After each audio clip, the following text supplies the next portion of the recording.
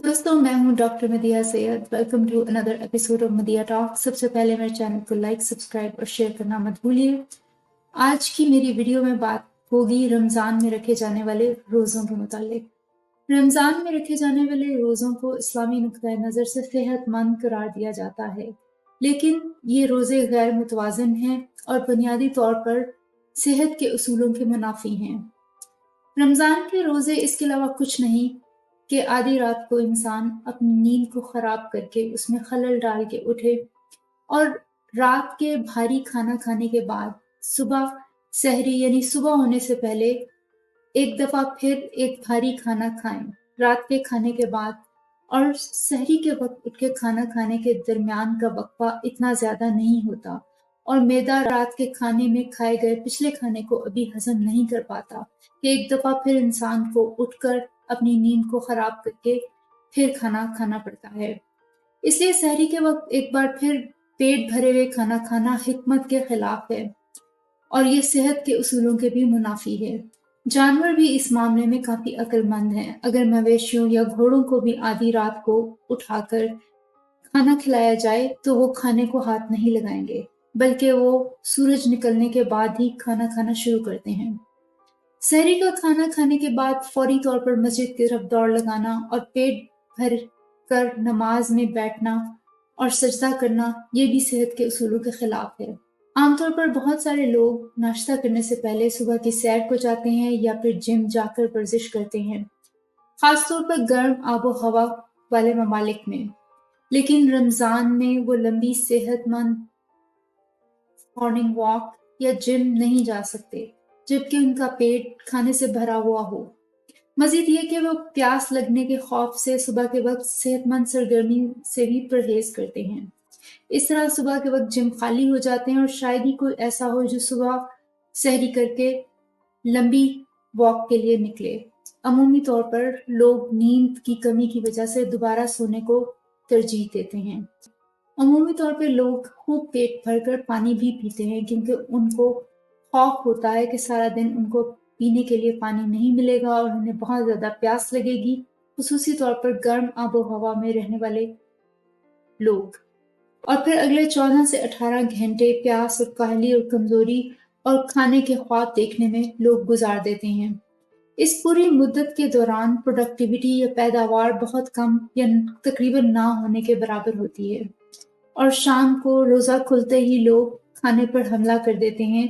और क्योंकि सारा दिन लोग मज़े-मज़े के खानों के ख्वाब देख रहे होते हैं, तो ख़ास तौर पर ऐसे खाने पकाए जाते हैं जो बहुत लज़ीज़ हों और आम तौर पर इसमें तली हुई ग़िज़ाएँ शामिल हैं, जैसे कि समोसा, पकोड़े। इसके अलावा सहरी के वक़्त भी गैर सेहतमंद ग़िज़ा यानी कि पराठों का बहुत ज़्यादा इस्तेमाल किया जाता है, जिनमें बहुत ज़्यादा कार्बोहाइड्रेट्स होते हैं और ये सेहत के उसूलों के भी खिलाफ है। एक भूख और प्यास है, जबकि दूसरा मुसलमान रमज़ान के महीने में अपना सबसे लज़ीज़ और महँगा खाना पकाते हैं, जिसकी वजह से लोगों के लिए ज़्यादा खाना ना खाना नामुमकिन हो जाता है। इसके बाद इफ्तारी करने के बाद लोग दोबारा से रात का खाना खाते हैं। अमूमी तौर पर पेट वैसे ही बहुत भरा होता है, क्योंकि लोग खूब पेट भरकर पानी पीते हैं, लेकिन इसके बाद दोबारा रात का खाना भी खाया जाता है, जिसके दौरान बहुत कम वक़्फ़ा होता है, यानी कि इफ्तार और रात के खाने के दौरान। बहरहाल, इसके बाद फिर अगले दिन रोज़ सहरी के वक़्त लोग उठ के फिर खाना खाते हैं, यानी कि 2 खानों के दरमियान का वक़्फ़ा बहुत कम होता है और रात को सहरी करते ही लोग अमूमी तौर पर लंबी-लंबी नमाज़ें पढ़ते हैं और उसके बाद सोने चले जाते हैं। रात का खाना खाने के बाद फौरी तौर पर इशा और तरावीह की नमाज के लिए लोग मस्जिद की तरफ दौड़ लगाते हैं और अगला 1.5 घंटा खड़े और दर्द की हालत में गुजारते हैं। भरे हुए पेट के साथ लोगों के लिए नमाज में खड़ा रहना मुश्किल होता है, इसलिए कि खून का बहाव आमतौर पर मैदे की तरफ चला जाता है और लोगों को शदीद गुनूदगी तारी हो जाती है और नींद आने लगती है। एक शख्स को फी दिन माया या पानी की खपत की एक खास मिकदार की ज़रूरत होती है। चूंकि रोज़े के दौरान लोग पानी नहीं पी सकते, इसलिए लोग इफ्तार, रात के खाने और सहरी में ही एक ही वक्त में پانی پیتے ہیں جو کہ صحت کے اصولوں کے خلاف ہے۔ صاف الفاظ میں اسلامی روزے میں 2 کھانوں کے درمیان کا وقفہ اتنا زیادہ نہیں ہوتا، اس لیے لوگ تمام کام ایک ہی وقت میں کرنے پر مجبور ہوتے ہیں۔ روزہ کھولتے ہی لوگ عام طور پر سونے کے لیے بستر کی طرف بھی نہیں جا سکتے، کیونکہ انہیں کچھ وقت اپنے گھر والوں کے لیے بھی رکھنا ہوتا ہے۔ اس کے علاوہ مساجد میں افطار اور پھر تراویح کی نماز میں ان کو بہت سارا وقت ضائع ہو جاتا ہے جو وہ اپنے اہل خانہ کے ساتھ نہیں گزار سکتے۔ نتیجے کے طور پر وہ سونے کے لیے دیر سے بستر پر جاتے ہیں۔ روزہ رکھنا انسان کی جنسی زندگی کو بھی متاثر کرتا ہے۔ سب سے پہلے مسلمانوں کو صرف رات کے وقت اپنے ساتھیوں کے ساتھ سیکس کرنے کی اجازت ہے۔ دوسرے یہ کہ انہیں فجر کی نماز سے پہلے پورے بدن کا غسل کرنا پڑتا ہے۔ یہ ایک بار پھر سونے کا وقت کم کر دیتا ہے۔ لوگوں کو پانی گرم کرنا پڑتا ہے، خاص طور پر سرد جگہوں پہ اور سردیوں میں۔ لمبے بالوں والی خواتین کو اپنے بالوں کو خشک کرنے کے لیے نہانے کے بعد کافی وقت صدیوں میں لوگوں کے پاس اپنے گھروں میں باتھ روم کی آسائش بھی نہیں تھی اور انہیں عام حماموں میں جانا پڑتا تھا۔ اب ذرا تصور کریں کہ آدھی رات میں مردوں اور عورتوں کے لیے حمام میں جانا کتنا مشکل تھا۔ اور پھر اگلے 30 روزوں تک کھانے اور سونے کے اس غیر فطری ان نیچرل پروسیس کو دہرایا جاتا ہے۔ مسلمان مبلغین کی طرف سے پیش کیے جانے والے جوازوں میں سے ایک یہ ہے کہ اللہ نے مسلمانوں کو زیادہ کھانے کا حکم نہیں دیا، اس لیے جو افراد زیادہ کھانا کھاتے ہیں وہ اپنے اعمال کے خود ذمہ دار ہیں۔ تاہم یہ استدلال اس حقیقت کو نظر انداز کر دیتا ہے کہ قیاس کرنے والا اللہ تعالیٰ انسان کی فطرت کو سمجھنے سے عاری ہے۔ طویل بھوک کے بعد انسانی ہارمونز بہترین طریقے سے کام نہیں کرتے، جس کی وجہ سے لوگ جب کھانے کا سامنا کرتے ہیں تو ضرورت سے زیادہ کھاتے ہیں، اور یہ ایک فطری رد عمل ہے۔ زیادہ کھانے کے خلاف مشورہ دینے کے باوجود مسلمانوں کی ایک قابل ذکر اکثریت جسمانی اثرات کی وجہ سے اسی طرز عمل میں مصروف رہتی ہے۔ مسلمانوں میں زیادہ کھانے کا رجحان گزشتہ 14 صدیوں سے برقرار ہے اور مستقبل میں بھی جاری رہنے کا قوی امکان ہے۔ اسلامی تعلیمات کی کوئی بھی مقدار اس طرز عمل کو تبدیل کرنے کی اہل نظر نہیں آتی، کیونکہ اسلام ایسے حالات میں انسانی فطرت اور ہارمونز کے کام سے متصادم نظر آتا ہے۔ مسلسل 30 دن روزہ رکھنے کی وجہ سے خواتین میں ہارمونل امبیلنس یا عدم توازن اور ماہواری یا پیریڈز میں بے قاعدگی بھی ہو جاتی ہے۔ ان کے مکمل سائنسی مطالعے کے لنکس اس ویڈیو کے نیچے ہیں۔ کیا رمضان کے روزوں کے دوران پیریڈز یا ماہواری پر کوئی اثر ہوتا ہے؟ مختلف سائنٹیفک سٹڈیز نے یہ پایا کہ 11.3%، 30% اور 16.3% حصہ لینے والوں میں بالترتیب رمضان سے 3 ماہ پہلے، اس کے دوران اور 3 ماہ کے بعد ماہواری کا معمول کیا تھا۔ 15 دن سے زیادہ روزے رکھنے والے شرکاء میں ماہواری میں 15 دن سے کم رکھنے والے شرکاء کے مقابلے میں نمایاں طور پر زیادہ ہارمونل تبدیلیاں دیکھی گئیں۔ ان نتائج پر غور کریں تو یہ پتہ چلتا ہے کہ رمضان کے دوران پیریڈز میں irregularities اپنے عروج پر پہنچ جاتی ہیں اور رمضان کے 3 مہینے بعد کم ہو جاتی ہیں، لیکن سابقہ حالت پر پھر بھی واپس نہیں جاتی۔ یعنی کہ پیریڈز کے خون کا زیادہ آنا یا اولیگومینوریا، پیریڈز کے خون کا کم آنا، ان کے مطالعے سے اس بات کی تصدیق ہوتی ہے کہ ماہواری کی irregularities میں رمضان کے دوران خاص طور پر 15 دنوں سے زیادہ روزہ رکھنے والے افراد میں اضافہ ہوتا ہے۔ اگر اللہ واقعی سب کچھ جانتا ہے تو اسے یہ کیوں نہیں معلوم تھا کہ 30 دن تک مسلسل روزہ رکھنے سے خواتین کے جسم اور ان کے پیریڈز پر اثر ہوتا ہے اور اس سے ان کی صحت کو نقصان پہنچنے کا اندیشہ ہے۔ یہ غریب مخلوق پچھلی 14 صدیوں سے اس ظلم کا شکار ہے۔ ایک بار پھر یہ غیر متوازن ہے۔ اسلام کا نظام ایک کلوز سسٹم ہے، یعنی کہ اس پہ کسی قسم کے سوال اٹھانے کی اجازت، اس لیے رمضان کے روزوں کی وجہ سے خواتین کی صحت پر جو اثرات ہوتے ہیں وہ سامنے نہیں آتے۔ فاسٹنگ کے اثرات کا مشاہدہ خواتین کی صحت پر اس وقت سامنے آیا جب مغرب میں خواتین نے انٹرمیٹنٹ فاسٹنگ کرنی شروع کی۔ ویسٹ میں خواتین جب انٹرمیٹنٹ فاسٹنگ کرتی ہیں تو ان کو اس حالت میں پانی پینے کی اجازت ہوتی ہے، لیکن اس کے باوجود ان کی صحت پر کچھ منفی اثرات دیکھے گئے، کیونکہ ویسٹ کا سسٹم کلوز سسٹم نہیں ہے، یعنی کہ یہاں پر ہر طرح کے سوال اٹھانے، تجربات کرنے اور مشاہدات کی اجازت ہے، اس لیے ان کے منفی اثرات سامنے آنا شروع ہو گئے۔ اس لیے یہ ریکمینڈ کیا جاتا ہے کہ متبادل روزے رکھیں، یعنی کہ کچھ دنوں کے وقفے کے بعد روزے رکھیں یا ایک دن چھوڑ کے ایک دن روزہ رکھیں، اور اس عمل کو چاہے آپ سارے سال تک پھیلا دیں، لیکن روزہ رکھنے کی حالت میں تھوڑے تھوڑے وقفے سے پانی ضرور پیتے رہیں، کیونکہ اپنے آپ کو ہائیڈریٹ کرنا بہت ضروری ہے۔ خواتین کے جسم بایولوجیکلی فرٹیلیٹی اور ریپروڈکٹیوٹی کے لیے ایوالو ہوئے ہیں۔ بغیر خوراک کے زیادہ عرصے تک رہنے سے جسم کو یہ سگنل ملتا ہے کہ خواتین کا جسم فرٹیلیٹی کے لیے موزوں نہیں ہے۔ آپ سوچ رہے ہوں گے تو کیا میں ابھی یا شاید کبھی بھی حاملہ نہیں ہونا چاہتی؟ تاہم فرٹیلیٹی صرف مسئلہ نہیں ہے، بلکہ ایسٹروجن اور پروجسٹرون جو کہ فیمیل ہارمونز ہیں وہ بھی میٹابولزم کے لیے بہت ضروری ہیں۔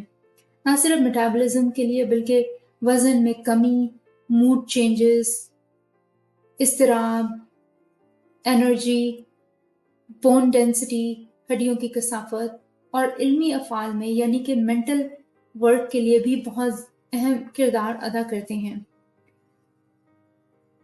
خواتین کے لیے irregular periods کی بیماری کا تعین کرنا آسان ہے، لیکن ہارمونل امبیلنس کی وجہ سے دیگر کئی بیماریوں کی شناخت کرنا مشکل ہے۔ قدیم زمانے کے لوگوں کو ان کے بارے میں کوئی اندازہ نہیں تھا۔ خواتین کے جسم کی اندرونی حالت کیا ہے یا ان کو کن بیماریوں کا سامنا ہے، اس بات کی نالج پچھلی صدیوں میں رہنے والے انسانوں کو نہیں تھی۔ لیکن اللہ تو سب جانتا ہے، لیکن اس کے باوجود خواتین کو پیش آنے والے لاتعداد مسائل کے باوجود خواتین کو روزہ رکھنے کا کہا گیا۔ اس کی کیا وجہ ہے؟ 30 دن کے روزوں کی وجہ سے خواتین کی زندگیوں کو مزید مشکل بنا دیا گیا۔ اب بات کرتے ہیں حاملہ خواتین اور بچوں پر رمضان کے روزوں کے کیا اثرات ہوتے ہیں۔ اسٹڈی کا لنک اس ویڈیو کے نیچے دیا گیا ہے۔ 16 اسٹڈیز کے رزلٹ سے یہ ثابت ہوا کہ حاملہ خواتین کے بچوں پر روزے کے منفی اثرات ہیں، اور اس کے علاوہ جب وہ بچے بڑے ہو جاتے ہیں تو اس کے منفی معاشی اثرات اڈلٹہڈ میں آتے ہیں۔ اس کے علاوہ ہائر انڈر 5 مورٹیلٹی ریٹ یعنی کہ شرح اموات 5 سال کی عمر تک زیادہ ہو جاتی ہیں۔ Higher mortality rate under 3 months, 3 ماہ سے چھوٹے بچوں کے اندر شرح اموات زیادہ ہو جاتی ہے۔ Lower body mass index, increased incidence of vision یعنی کہ بینائی کے مسائل، ہیئرنگ اینڈ لرننگ ڈسیبلٹیز، پڑھنے کی ڈسیبلٹی اور سننے کی ڈسیبلٹیز، لوور میتھمیٹکس، میتھ کی پرابلمز نہ سالو کرنے کی disability, writing and reading scores بھی بچوں کے کم ہوتے ہیں۔ خواتین میں اور پریگننسی کی پہلی 6 ماہی میں بچوں کی صحت پر کافی منفی اثرات ہوتے ہیں۔ اسلام کی ایک بہت بڑی فتویٰ ویب سائٹ میں یہ سوال پوچھا گیا کہ کیا میری بیوی جو میرے 10 ماہ کے بیٹے کو دودھ پلاتی ہے رمضان کے روزے نہ رکھے تو کیا یہ جائز ہوگا؟ اس کا جواب یہ ملا کہ حاملہ یا دودھ پلانے والی خواتین کے لیے جائز نہیں ہے کہ وہ روزہ نہ رکھیں جب تک کہ ان کے پاس عذر نہ ہو۔ اگر وہ کسی عذر کی وجہ سے روزہ نہیں رکھتی تو ان کو اس سال کے بعد چھوڑے گئے روزوں کی قضا کرنی ہوگی، یعنی کہ روزہ کسی صورت بھی حاملہ خواتین یا دودھ پلانے والی خواتین پر معاف نہیں ہے۔ یہ موقف تمام بڑے سنی ائمہ اور ظاہری فقہ میں یکساں ہیں، جیسا کہ مختلف فتاوی میں ظاہر ہوتا ہے۔ ان میں شافعی فقہ، حنبلی فقہ، مالکی فقہ، حنفی اسلامی web.net پر دیکھا جا سکتا ہے۔ خلاصہ یہ ہے کہ تاریخ بھر میں لاکھوں حاملہ اور دودھ پلانے والی مسلم خواتین پر روزہ فرض کیا گیا ہے، ورنہ وہ گناہ کی مرتکب ہوں گی۔ اگرچہ حاملہ یا دودھ پلانے والی خواتین کے لیے ایک الاؤنس ہے کہ وہ روزہ رکھنے سے گریز کریں اگر انہیں نقصان کا اندیشہ ہے، لیکن یہ خوف مسلسل روزہ رکھنے سے ہونے والے بتدریج اندرونی نقصان کو دور نہیں کرتا۔ اس نقصان کا آسانی سے اندازہ بھی نہیں کیا جا سکتا، حتیٰ کہ آج کل کے ڈاکٹرز بھی اس چیز کا اندازہ نہیں لگا سکتے۔ صرف 2021 کی ایک حالیہ تحقیق نے رمضان کے روزے سے ہونے والے شدید اندرونی نقصان کو ظاہر کیا۔ یہ جاننا بہت ضروری ہے کہ حاملہ اور دودھ پلانے والی خواتین جنہیں ماہواری نہیں آتی، رمضان کے دوران قدرتی وقفے یعنی کہ پیریڈز کی وجہ سے جو 3 سے 7 دن کا وقفہ ہوتا ہے وہ بھی میسر نہیں ہوتا، اور وہ مسلسل 30 دن تک روزہ رکھنے پر مجبور ہوتی ہیں، جس سے ان خواتین کو درپیش مشکلات اور مسائل میں اضافہ ہو جاتا ہے۔ پیریڈز والی خواتین، اسلامی مبلغین بڑے فخر سے کہتے ہیں کہ اللہ نے اپنی دیکھ بھال میں پیریڈز والی خواتین کو روزے سے مستثنیٰ قرار دیا، تاہم یہ بھی دعویٰ غلط ہے۔ اللہ نے حیض والی خواتین کو ہمدردی سے مستثنیٰ نہیں کیا، اس کی بجائے انہیں ناپاک یعنی کہ پیریڈز کے ٹیبو کی وجہ سے انہیں عبادت کے قابل نہیں سمجھا، اور اس وجہ سے انہیں روزوں سے مستثنیٰ قرار دیا گیا۔ یاد رکھیں کہ پیریڈز کے ٹیبو اس وقت کے ہر کلچر اور ہر مذہب میں موجود تھا، اور اس کی وجہ خواتین کے ریپروڈکٹیو سسٹم سے ناواقفیت تھی۔ یہ کہا جاتا ہے کہ غریبوں کے دکھ کو سمجھنے کے لیے روزہ رکھنا بہت ضروری ہے، جبکہ امیروں کو روزہ رکھنا پڑتا ہے تو وہ غریبوں کی بھوک کو بھی سمجھتے ہیں اور غریبوں کی زیادہ مدد کرتے ہیں۔ اگر کوئی معذور ہے تو ہمیں اس کی تکلیف کو سمجھنے کے لیے اپنی ٹانگ کو توڑنے کی ضرورت نہیں ہے۔ کسی کے دکھ کے ساتھ ہمدردی کے لیے ضروری نہیں ہے کہ وہ مشکلات خود ہم بھی سہیں۔ یکساں طور پر غریبوں کی حالت زار کو سمجھنے کے لیے اپنے آپ کو اسلامی روزے کے غیر فطری اور نقصان دہ طریقوں کے تابع کرنے کی ضرورت نہیں ہے، اس کی بجائے اس میں ہمدردی اور انسانیت کو فروغ دینا چاہیے۔ فیکٹ چیک: مسلمانوں میں بھوک میں اضافہ۔ رمضان کے دوران اسلامی روزے غریبوں کی بھوک کے بارے میں کسی کی سمجھ میں نمایاں اضافہ نہیں کرتے۔ مسلمان متضاد طور پر رمضان کے دوران اپنے کھانے پر 2 سے 3 گنا زیادہ خرچ کرتے ہیں، اور غریبوں پر معاشی دباؤ بڑھ جاتا ہے۔ رمضان المبارک کے دوران اشیاء خورد و نوش کی قیمتیں آسمانوں کو چھوتی ہیں، جس سے غریبوں کو درپیش چیلنجز بڑھ جاتے ہیں۔ دن کے وقت کھانے پینے کی اشیاء کی فروخت پر پابندی والے قوانین چھوٹے دکانداروں کی کمائی کو متاثر کرتے ہیں اور غریبوں کی حالت زار کو مزید خراب کرتے ہیں، اور اس کی وجہ سے معاشی بدحالی میں اضافہ ہوتا ہے۔ رمضان کے دوران کاروباری سرگرمیاں تقریباً 78% تک گر جاتی ہیں، جس سے غریبوں کی آمدنی اور معاش پر منفی اثرات مرتب ہوتے ہیں۔ مزدوروں کے لیے چیلنجز بھی بڑھ جاتے ہیں۔ رمضان کے دوران معاشی بدحالی ان افراد کے لیے ملازمت کے مواقع کو مزید کم کر دیتی ہے۔ رمضان بے شک غریبوں کے لیے ایک عذاب ثابت ہوتا ہے۔ اس کے علاوہ وہ کسان جو سخت گرمی میں کھیتوں میں کام کرتے ہیں، یا وہ مزدور جو بھٹا پر کام کرتے ہیں، یا جو مختلف عمارات کی تعمیر کرتے ہیں سخت چنچلاتی دھوپ میں، وہ بھی بغیر کھائے پیے سارا دن کام کرنے پر مجبور ہوتے ہیں۔ اسلامی مبلغین ایک ذریعہ پیش کرتے ہیں کہ زکوٰۃ رمضان میں غریبوں کو بچاتی ہے، لیکن ہم سب جانتے ہیں کہ تقریباً تمام اسلامی ممالک میں ریاستی سطح پر زکوٰۃ کا نظام ٹوٹ پھوٹ کا شکار ہے، اور اس بات کی کوئی ضمانت نہیں کہ ہر ضرورت مند کو زکوٰۃ ملے۔ بہت سے لوگوں کے پاس غیرت ہے اور وہ زکوٰۃ لینا پسند نہیں کرتے کیونکہ وہ اس کو بھیک سمجھتے ہیں۔ اس کے علاوہ رمضان کے مہینے میں خواتین کو پیریڈز کے دوران مجبوراً سب لوگوں کے ساتھ روزہ رکھنا پڑتا ہے، اور شرم و حیا اور پیریڈز کے ٹیبو کی وجہ سے وہ اوپنلی لوگوں کو یہ بھی نہیں بتا سکتی کہ وہ پیریڈز نہیں رکھتی۔ اس کے علاوہ رمضان کے مہینے میں دکانداروں کی دکانیں اور کاروبار کو زبردستی بند کیا جاتا ہے، خاص طور پر ریسٹورنٹس، کیونکہ سب لوگوں نے روزہ رکھا ہوتا ہے، اور اسلامی ممالک میں کوئی ٹورسٹ بھی نہیں آ سکتے کیونکہ سر عام کھانے پینے پر پابندی ہوتی ہے۔ اگر آپ کو میری یہ ویڈیو پسند آئے تو لائک، سبسکرائب اور شیئر کرنا مت بھولیے۔ آج تک کے لیے اتنا ہی۔